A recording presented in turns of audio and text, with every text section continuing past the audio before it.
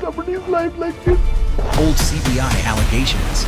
The legendary World Cup winning captain has finally responded to the controversy. सबके सामने जब bookie ने कपिल देव का नाम फिक्सिंग में लिया तो सारी चीजें बदल गई।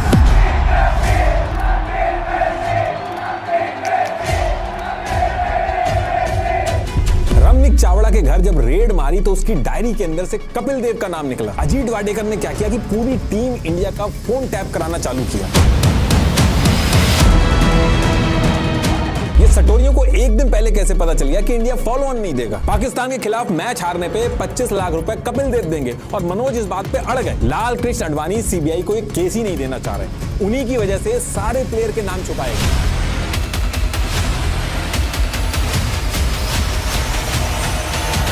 पूरी भीड़ के सामने कपिल देव ने सचिन तेंदुलकर को बुलाया और ये चीज जब बोली, मॉडलिंग असाइनमेंट का जब कोई प्रूफ ही नहीं मिल रहा है तो कपिल देव को इब्राहिम ने BMW क्यों दी? प्लेयर से सिर्फ एक मीटिंग कराने के रिपोर्टर्स को 40 लाख मिल रहा है।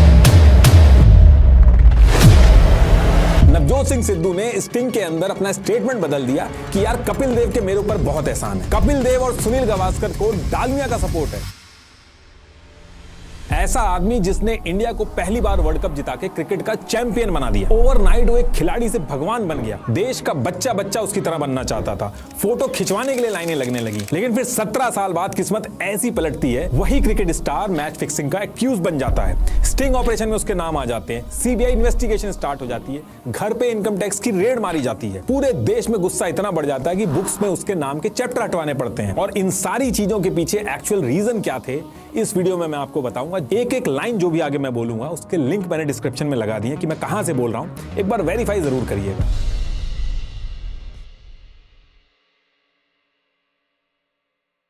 देखिए होता क्या है कि 1983 वर्ल्ड कप जीतने के बाद जैसे जैसे टाइम हुआ कपिल देव की परफॉर्मेंस में डिक्लाइन आना चालू हुआ। अब जब ये डिक्लाइन वाला फेज शुरू हुआ तो इसके बीच बीच में कुछ छोटी छोटी चीजें मैच में ऐसी हो रही थी जिसको लेके जो क्रिकेट फैंस थे वो बहुत ज्यादा क्वेश्चन कर रहे थे। और 4 साल के बाद ईयर 1987 वाला जो वर्ल्ड कप था उसमें ये चीज और ज्यादा बढ़ जाती है। इस वर्ल्ड कप में इंडिया फेवरेट थी और इस वर्ल्ड कप के सेमीफाइनल में ग्राहम गोच जो थे वो एक ही तरफ स्वीप शॉट जो थे वो मारे जा रहे थे। आखिरी तक कोई फिल्टर नहीं लगाया गया उस तरफ। तो इस चीज को लेकर सब लोग थोड़ा सरप्राइज थे। इनफैक्ट मैच खत्म होने के बाद भी प्रेस कॉन्फ्रेंस में जब सेम क्वेश्चन हुआ तो ग्राहम गोच ने कहा कि वो तो खुद ही सरप्राइज है कि फिल्टर क्यों नहीं लगाया गया वहां पे। तो इस इंसिडेंट को लेकर बहुत ज्यादा हल्ला हुआ, फैंस भी गुस्सा हुए, लेकिन थोड़े टाइम बाद ये बात दब जाती है। लेकिन ज्यादा टाइम तक दबती नहीं है क्योंकि 23 अक्टूबर 1991 वाले दिन फिर से इशू खड़ा हो जाता है। इस दिन 258 का टारगेट चेस करते हुए इंडिया पाकिस्तान के खिलाफ स्ट्रॉन्ग पोजीशन में था। अब अचानक से अजहरुद्दीन और Kapil Dev back to back 0 पे आउट हो जाते हैं। मैच लेट स्टार्ट हुआ था तो लास्ट का ओवर आते आते बैड लाइट की वजह से